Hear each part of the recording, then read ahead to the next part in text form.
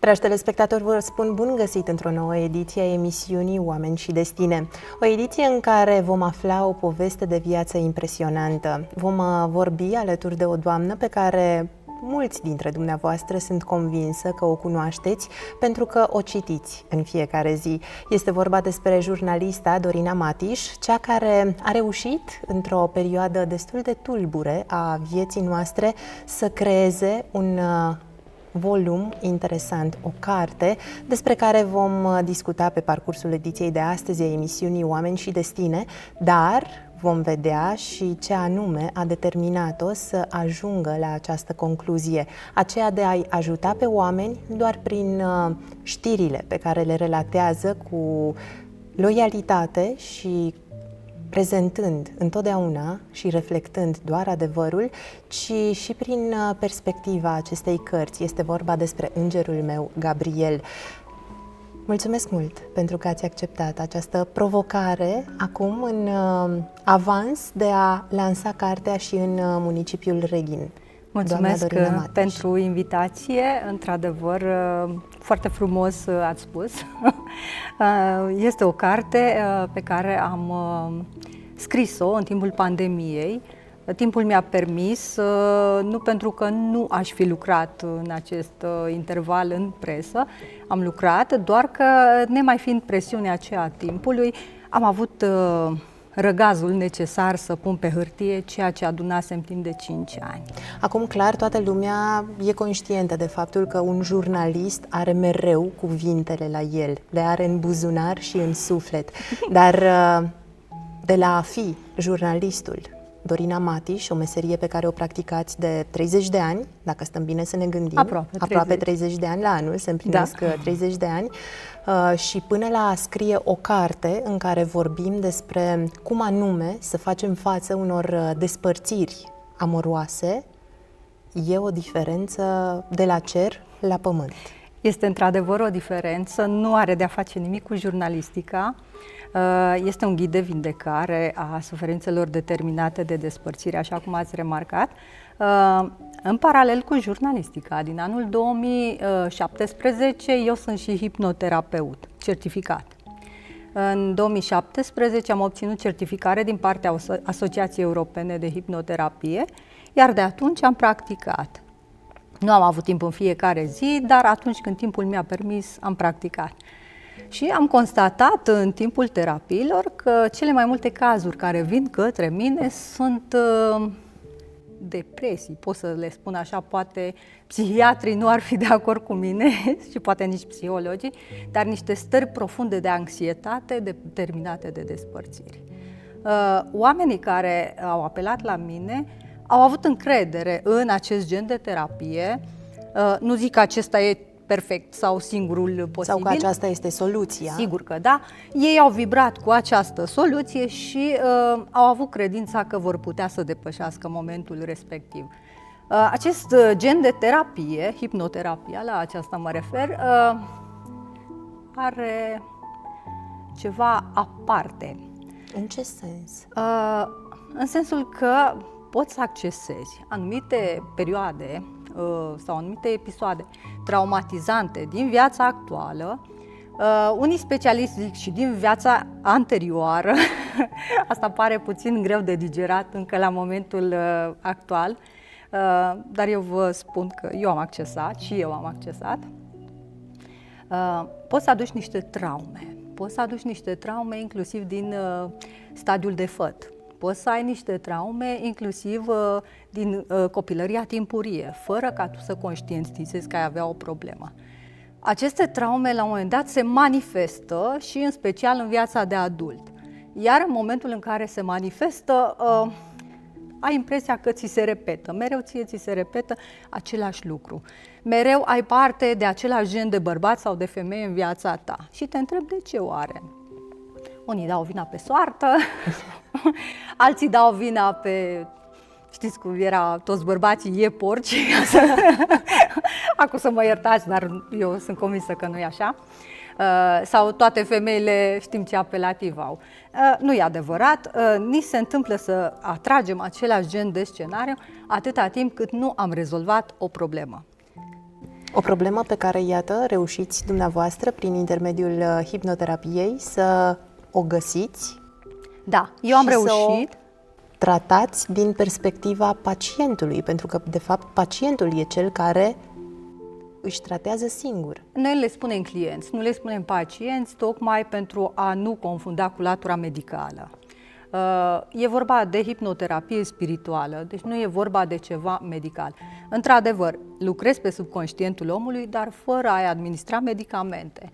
Pur și simplu le ajutați. Îl ajut să conștientizeze ce traumă are, ce anume îl face să trăiască și să retrăiască aceeași experiență.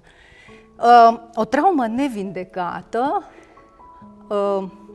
o vei trăi și o vei retrăi atâta timp până când o vei vindeca. Și lucrând cu acești oameni, mi-am dat seama că cel mai simplu mod de a trata o traumă este să ierți. Lucru greu. E foarte greu, dar nu imposibil. Și toate cazurile pe care le-am cuprins în această carte sunt cazuri vindecate prin iertare. Dar această iertare nu se rezumă doar la a spune, ci și a simți. Sigur că da. Că pot să spun, l-am iertat, dar n-am uitat. Aia nu. Nu înseamnă iertare. Nu e iertare absolut deloc. Nu, trebuie să ierți la un nivel foarte profund. Că și pe mine m-au întrebat mulți, dar ce simți când ierți? Simți că te eliberezi. Și am găsit undeva un exemplu, dar mi-a plăcut teribil. Așa să vă închipuiți că persoana pe care n-ați uitat-o e ca un deținut pe care îl ții într-o celulă, iar tu ești legat de acel deținut atâta timp cât trebuie să-l păzești tot timpul. În momentul în care l-ai eliberat, te-ai eliberat și pe tine, ești liber. Și ești mult mai ușor. Ești mult mai ușor, mult mai împlinit și cu siguranță același gen de scenariu nu va mai reveni în viața ta niciodată. Acum aș vrea să ne referim la conținutul cărții, pentru că vorbim despre cazuri pe care le-ați întâlnit în cadrul profesiei de hipnoterapeut și pe care le-ați așezat, le-ați așternut în paginile acestei cărți, Îngerul meu Gabriel, ghid de vindecare a suferințelor determinate de despărțiri. A fost cu acordul clientului? Firește. A fost pură realitate sau vorbim și de latura beletristică a scrierii? Există și o latură beletristică a scrierii. Informația îți vine oarecum la nivel brut, dar veți constata că primul personaj, pe care eu îl numesc Maria, toate numele sunt fictive. Acordul pentru a publica poveștile lor a fost condiționat de faptul că trebuie să le ascund identitatea, ceea ce am și făcut. Toate poveștile sunt reale, absolut reale. Toate trăirile. Unii sunt mai poeți, alții mai puțin poeți și atunci acolo a fost nevoie să intervin eu mai mult pe latura literară. Dar, de exemplu, prima clientă e o femeie extraordinar de inteligentă. Maria, o regăsim în carte ca și Maria, mi-a și scris niște scrisori de un entuziasm și din comun. Câteva le-am și cuprins în această carte. E o variantă și aceasta de vindecare? Este o variantă de vindecare. Să vorbești despre propria suferință? Da. Deci, în momentul în care ai început să recunoști și să vorbești despre propria suferință și să conștientizezi că ai o problemă, deja vindecarea ta începe. Foarte mulți nu conștientizează ca o problemă. Ei pur și simplu simt că îl urăsc pe respectivul sau pe respectiva. Da? Ei nu acceptă că ar putea avea o problemă din acest punct de vedere. Dar în momentul în care ierți și ești hotărât să te vindeci, să-ți vindeci această traumă, care de cele mai multe ori vine dintr-un abandon, în momentul acela ești pe 3 sferturi vindecată. Da, este într-adevăr. acceptarea. Acceptarea este primul pas spre vindecare. Haideți să vedem ce a însemnat Dorina Matiș, cea din 1993, care a pus pentru prima dată condeiul pe hârtie pentru a relata prima știre. Ce a determinat-o să facă acest lucru? În 1993 eu pot să spun că eram un copil, chiar dacă aveam 21 de ani. Deci pot să spun că eram un copil.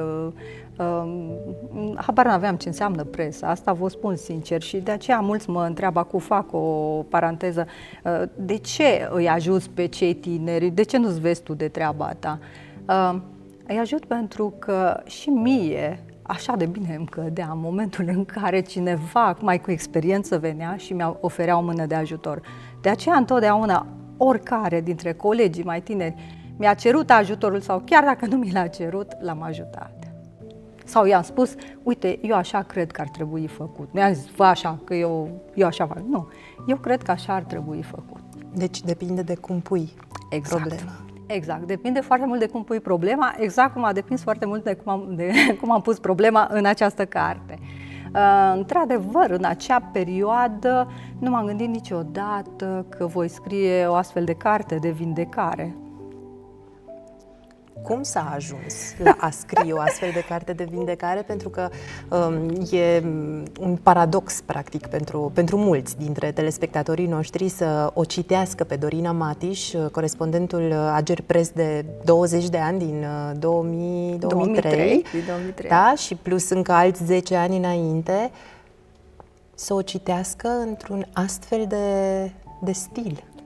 Da, este un stil aparte, nu are nimic de a face cu jurnalistica, deși limbajul pe care îl adopt eu în cartea aceasta este oarecum jurnalistic, în sensul că nu am recurs la fraze foarte pretențioase, tocmai în ideea în care să înțeleagă atât intelectualul rasat, cât și un adolescent care se confruntă cu problema aceasta. Deci, fiecare dintre în funcție de fiecare etapă în care se află la un moment dat în viață în ce privește studiile, va putea să citească această carte. Va putea să... Bine, vor interpreta, s-ar putea ca unii să interpreteze într-un fel, alții în alt fel. Dar totul se rezumă la iertare și iubire. Cum am ajuns eu să scriu această carte? E foarte interesant. În 2017, când am urmat cursul de hipnoterapie, următoarea întrebare va fi de ce hipnoterapia? Da, o să vă și răspund. În acel moment, printre toate cărțile acelea multe și cursurile pe care le studiam în acel moment, era și o parte de practică. Faci regresii, da, de vârstă în vieți anterioare, în viața dintre vieți. Unii nu cred așa ceva, dar eu nu încerc să-i conving că e real sau nu e real. Deci e un punct de vedere, deci vă rog să-l tratați ca atare. Eu am accesat o viață în care eram călugăriță. Da. Lucram adică aveam grijă de o mănăstire undeva într-un vârf de munte, dar de acolo, de pe o faleză înaltă, se vedea o mare. Ploua tot timpul și așa mi-a venit că aș fi în Scoția. Deci era foarte, undeva 1800 și ceva.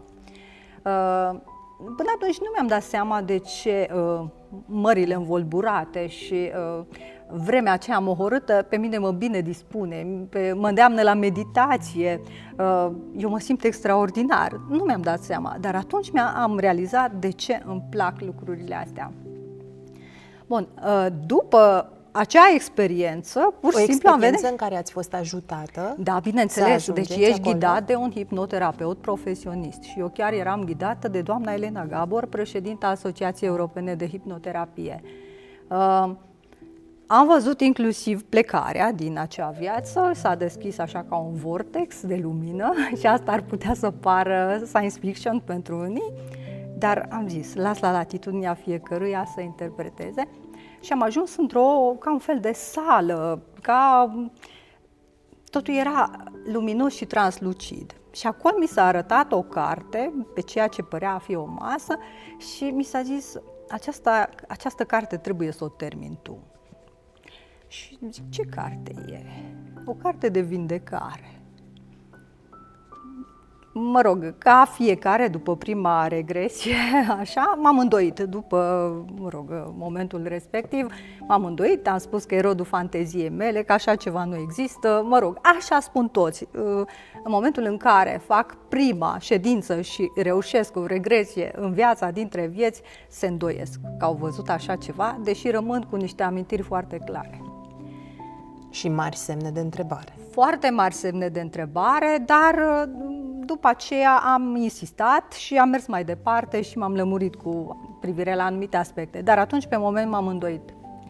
Și am spus clar, e fantezia mea, sunt un vărsător, ce să fac, ca Jules Verne, deci pot să fac orice, da?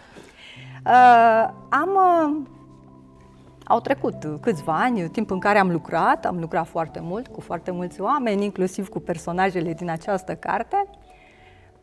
Acestea sunt cazurile vindecate, am foarte multe cazuri care au decis să renunțe sau care încă sunt în așteptare, nu sunt hotărâte sau, mă rog, fiecare în funcție de... Decizia le aparține. Sigur că da, deci nu obligi pe nimeni, fiecare dacă vine de bunăvoie.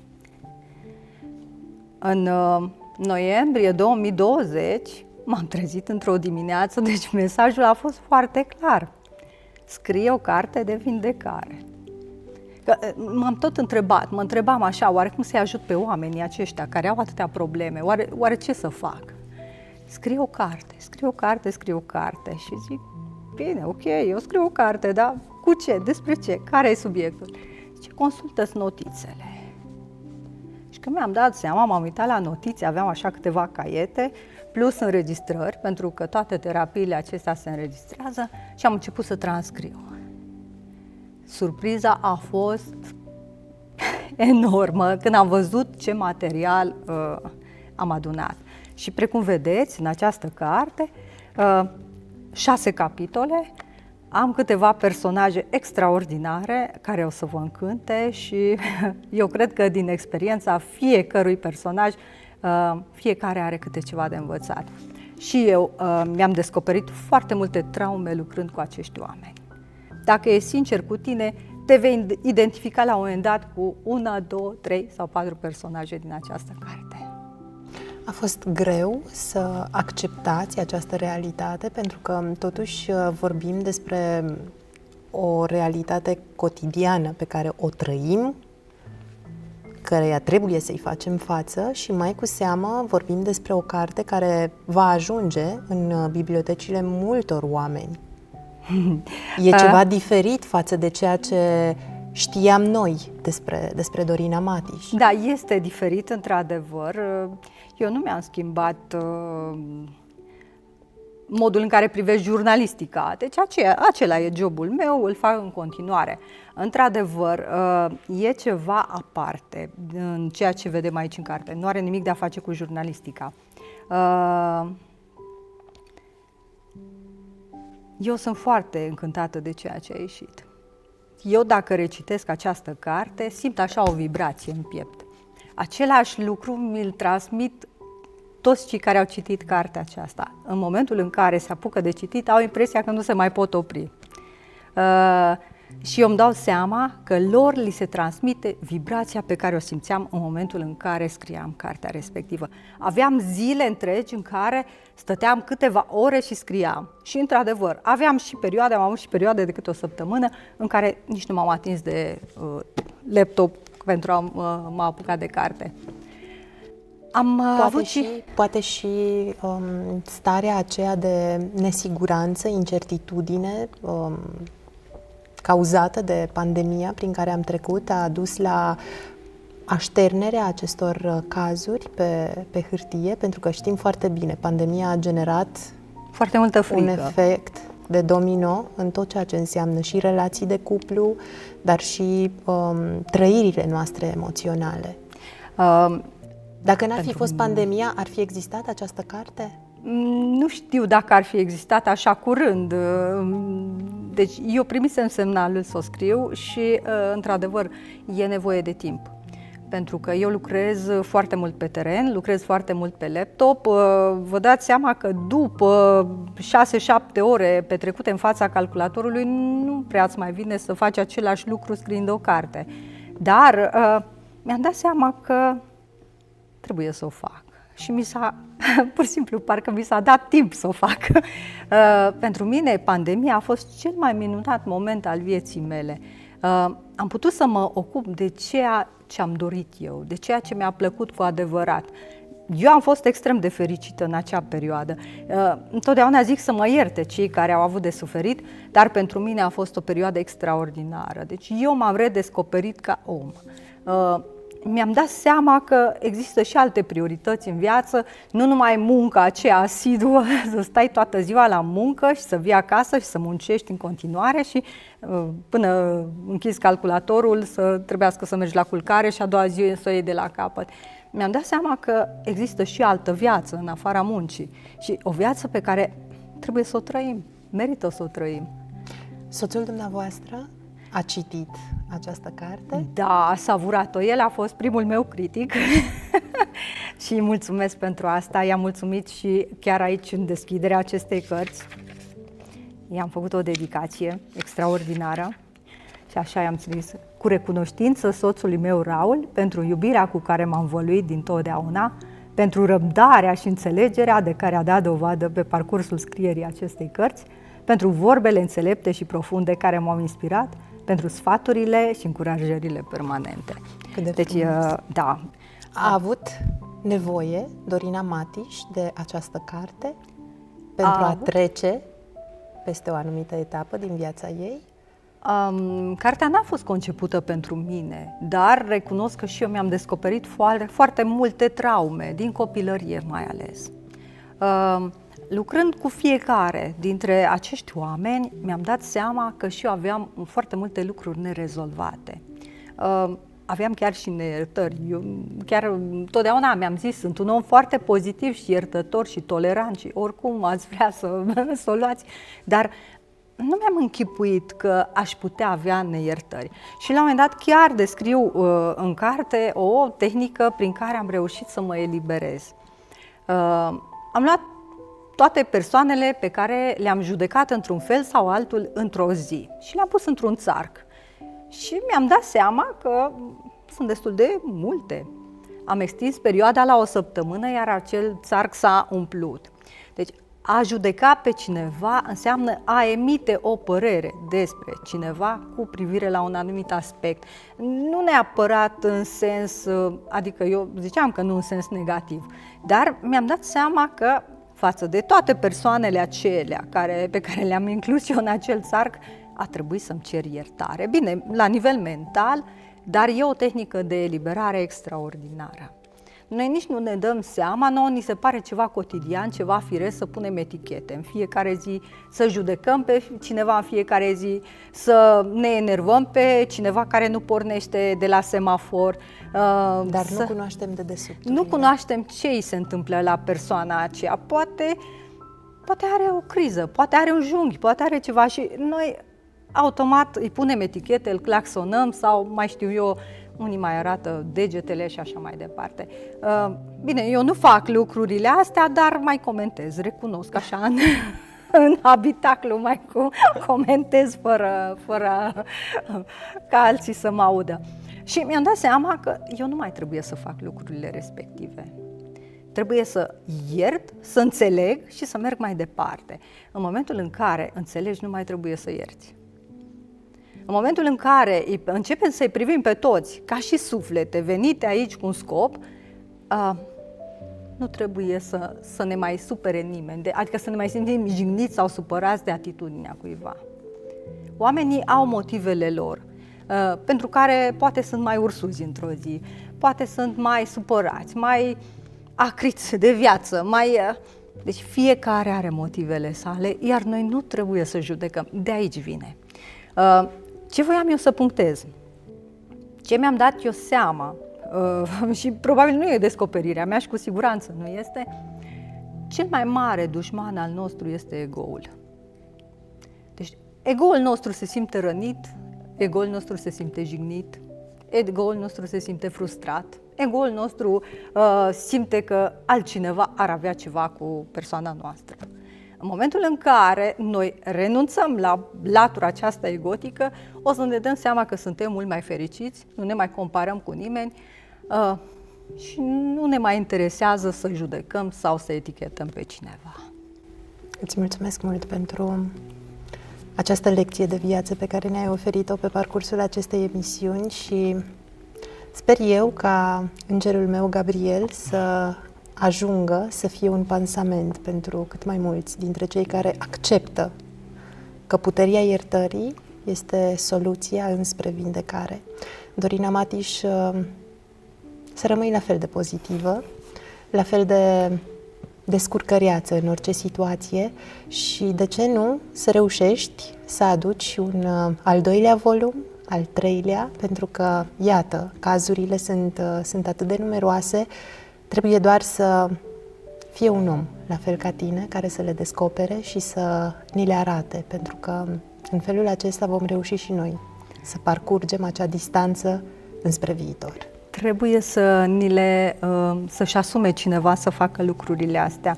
Eu vreau să vă spun că proba de foc a acestei cărți a fost Dumitru Constantin Dulcan, căruia i-am trimis manuscrisul și a acceptat să-i facă prefața. Dacă o personalitate ca Dumitru Constantin Dulcan, care nu mă cunoaște personal, a acceptat să scrie prefața acestei cărți, înseamnă că este totuși o carte de valoare. Eu chiar vă îndemn să o citiți și la un moment dat poate vă veți regăsi într-o ipostază sau alta sau în toate. Important este să recunoaștem acest lucru. Da. Dragii mei, vă mulțumesc foarte mult pentru răgazul pe care l-ați avut pentru noi în această seară, pentru faptul că ați ascultat mesajul pe care Dorina Matiș ni l-a transmis prin intermediul poveștii ei de viață, dar mai cu seamă și prin intermediul acestei cărți pe care vă invit și eu să o descoperiți, să o citiți, să o înțelegeți și să o acceptați. Îngerul meu, Gabriel, și sper eu ca puterea iertării să fie la fel de puternică pentru fiecare dintre dumneavoastră, la fel cum a fost pentru personajele pe care Dorina Matiș le-a prezentat în paginile cărții. Vă mulțumesc pentru atenție, o seară frumoasă în continuare!